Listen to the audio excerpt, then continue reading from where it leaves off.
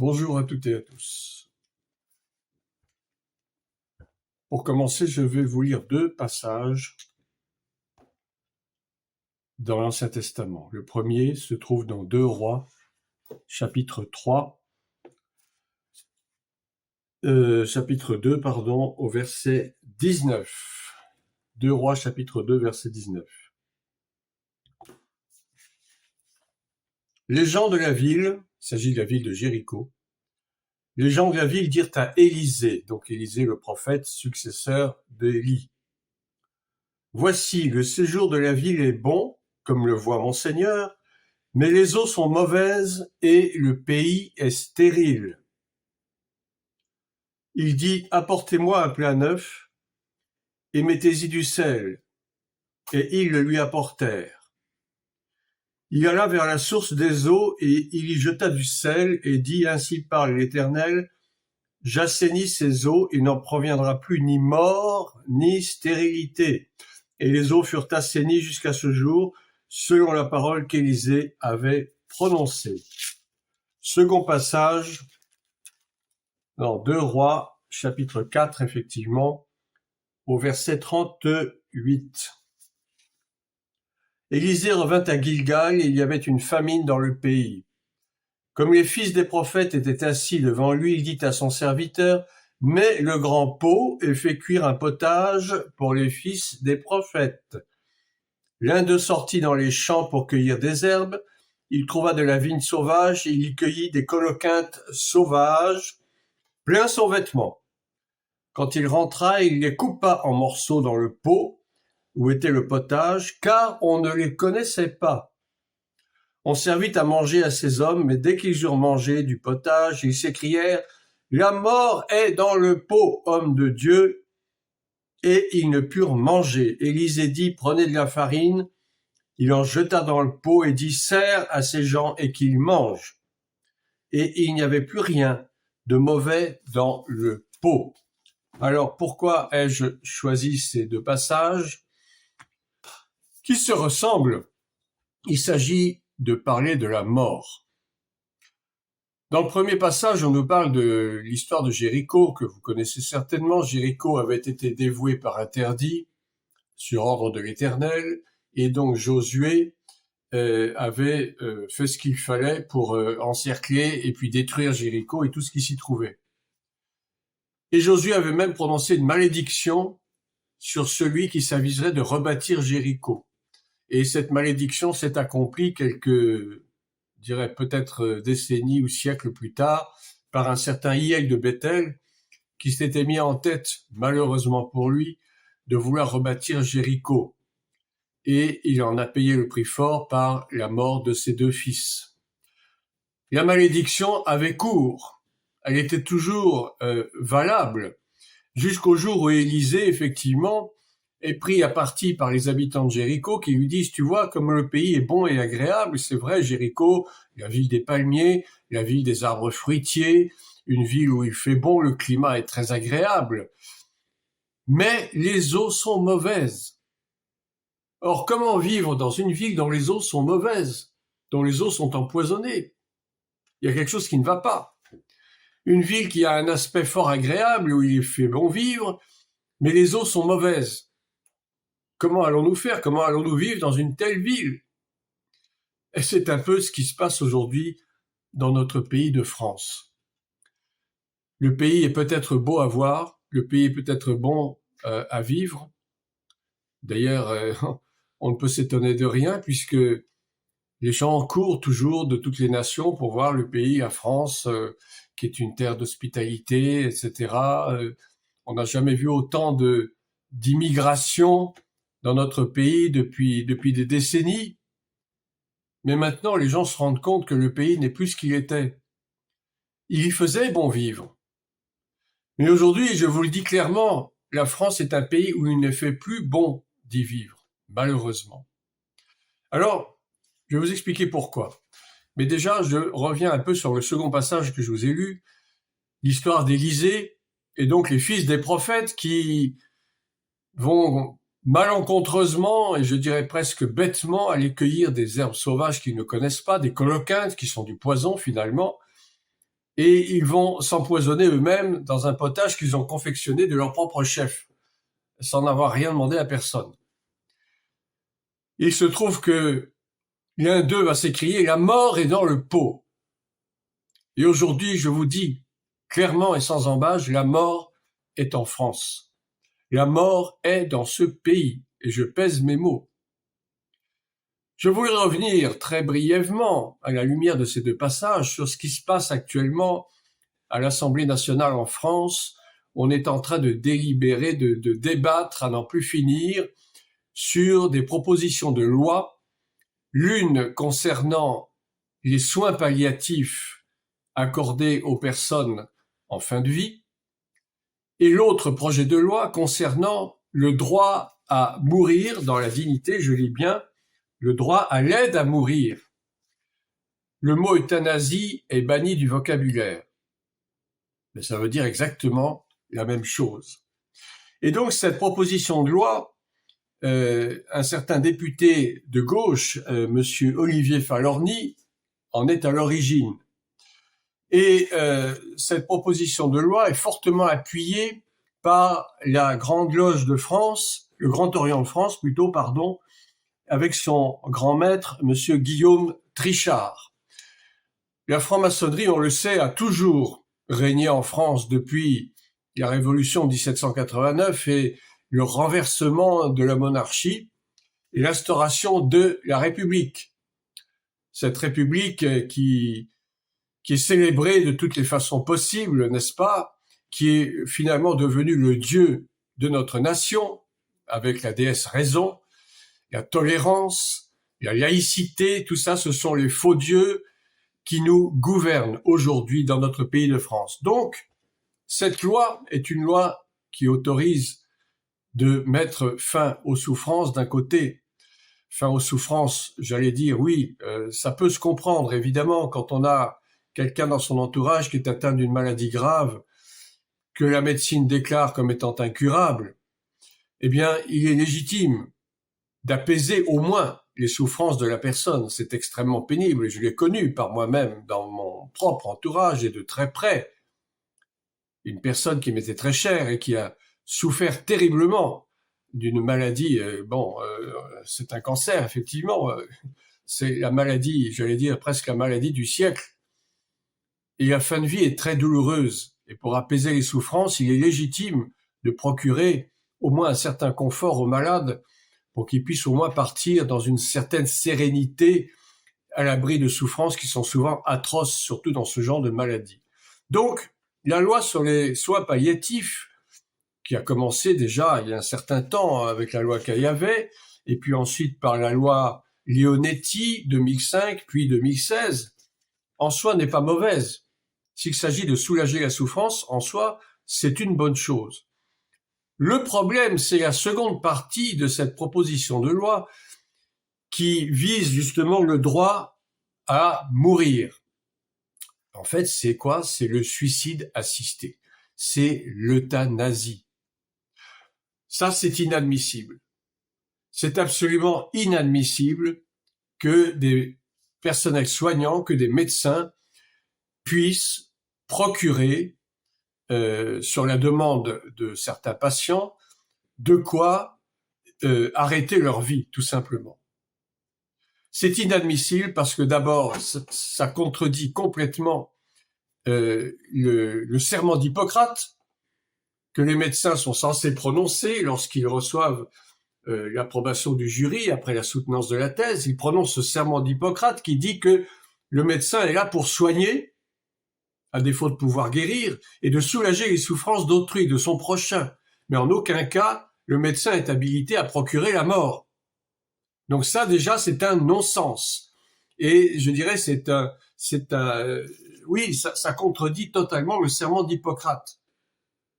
Et deuxièmement, le suicide assisté, rendez-vous compte. C'est-à-dire que n'importe qui estime que ces souffrances sont intolérables, psychologiquement, moralement, physiquement, ce qui peut se comprendre, demande à ce qu'un médecin la tue. Mais attendez, dans quel monde vit-on? Dans quel monde vit-on? Et le pire dans tout ça, c'est qu'il existe en corollaire de cette loi le droit d'entrave. C'est-à-dire que le droit d'entrave est annulé. On n'a pas le droit de s'opposer à ce qu'un médecin puisse procurer la mort à un patient. C'est absolument interdit par la loi. En tout cas, ça le sera lorsque la loi sera votée le 27 mai, je crois. Là, elle est encore en discussion. Elle sera votée à la fin de ce mois. Probablement. Et on peut espérer que non. Mais si elle n'est pas votée, c'est parce que peut-être que nous aurons le courage et l'audace de nous opposer à cette loi. J'y reviendrai. Donc, annulation du droit d'entrave. Un médecin ou un soignant ne pourra pas s'opposer à procurer la mort à un patient qui le demande. Autrement dit, on annule quelque part votre clause de conscience. On vous fait meurtrier sans que vous le demandiez.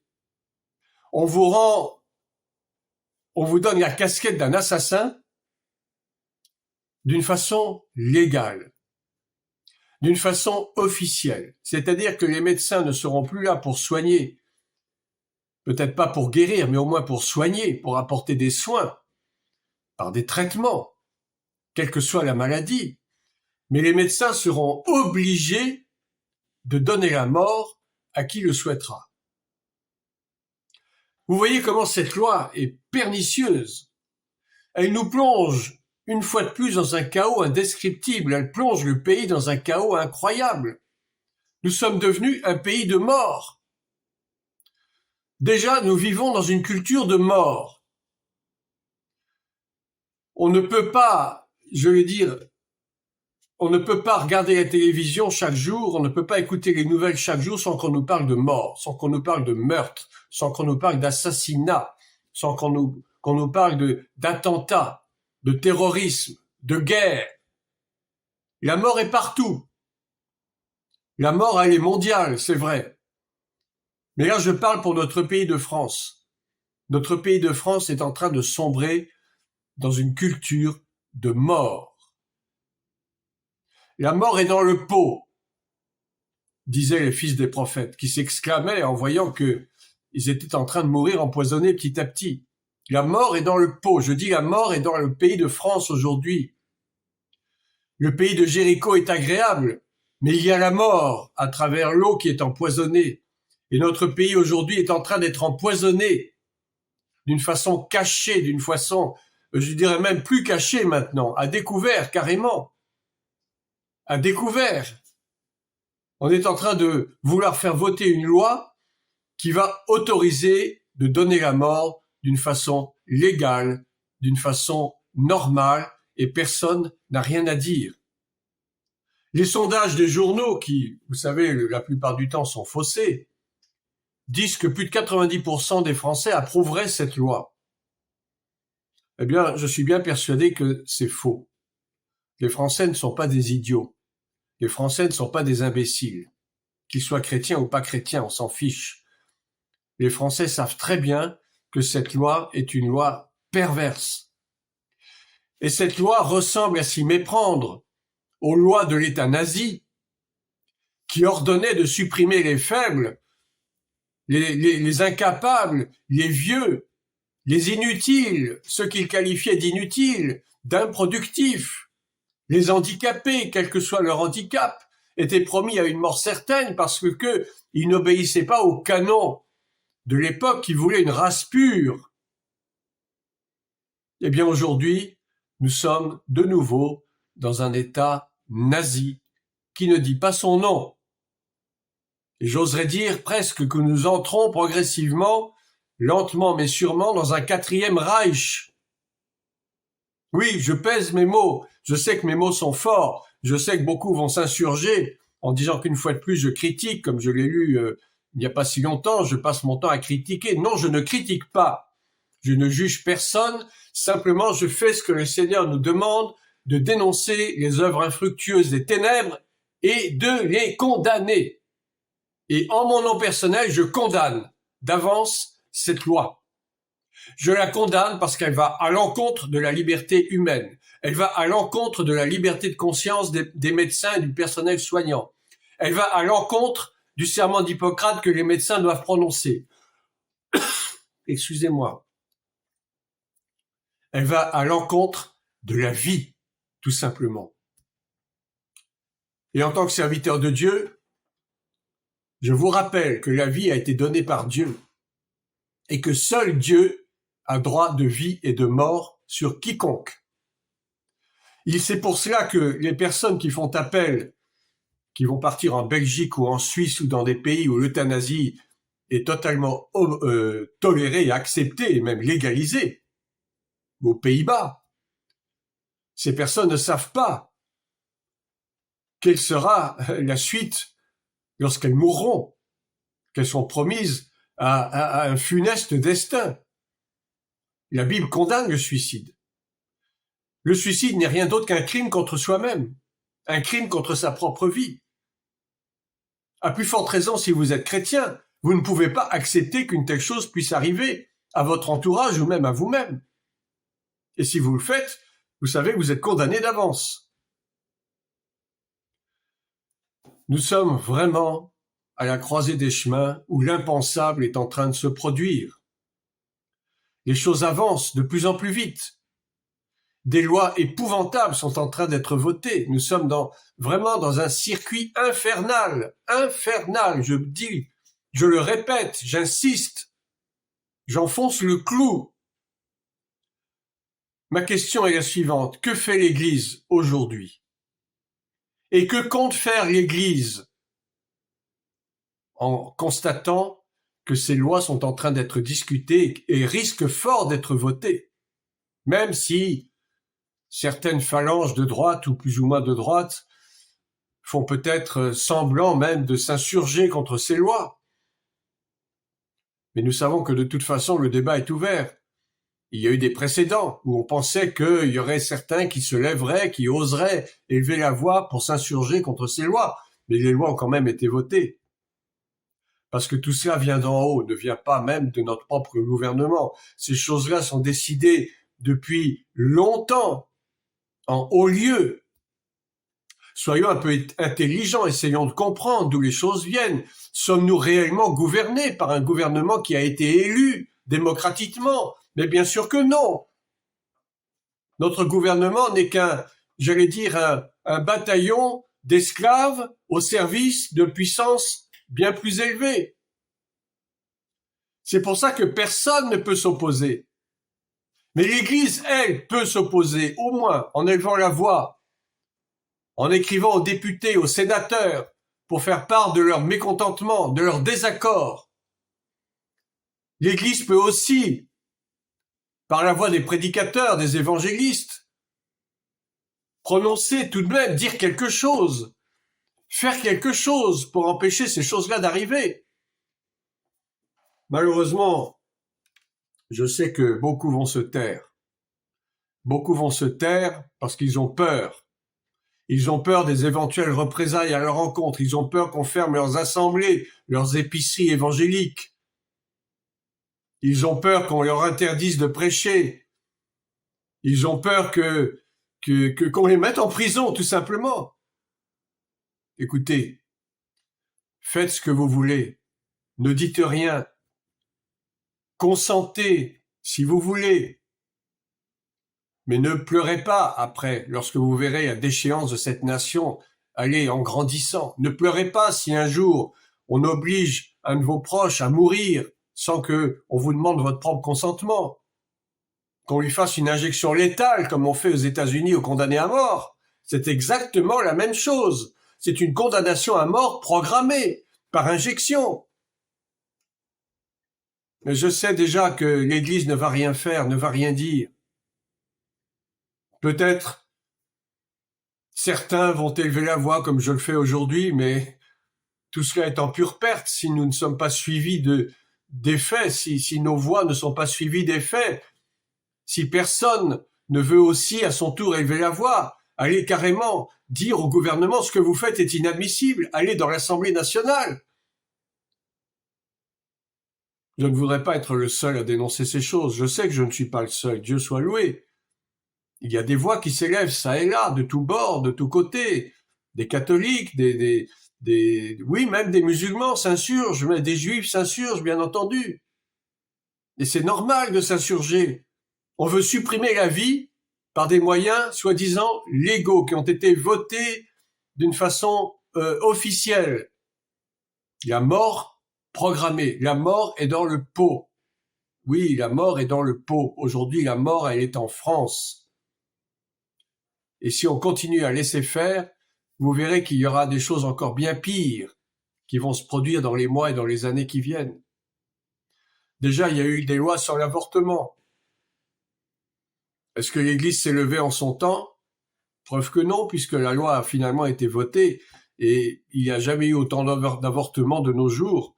Depuis, je sais plus, 40 ans que cette loi a été votée. Tous les jours, il y a des avortements. Mais là, au moins, il y a une clause de conscience qui existe encore. Les médecins ont encore le droit de refuser de pratiquer des avortements. Certes, ils seront peut-être mis à l'index. On va les regarder de travers. On va peut-être même les accuser. Mais au moins, ils ont encore cette liberté de conscience de dire non, je ne pratiquerai pas d'avortement. Mais si cette loi sur la fin de vie est votée, sur l'euthanasie, sur le droit à mourir, soi-disant dans la dignité, si cette loi est votée, alors il n'y aura plus de clause de conscience. Si vous êtes médecin, si vous êtes infirmier, vous serez obligé de pratiquer l'injection létale. Et si vous ne le faites pas, rendez-vous à la prison avec 15 000 € d'amende à la clé et quelques mois de prison. Et si vous récidivez, ça peut être beaucoup plus grave encore.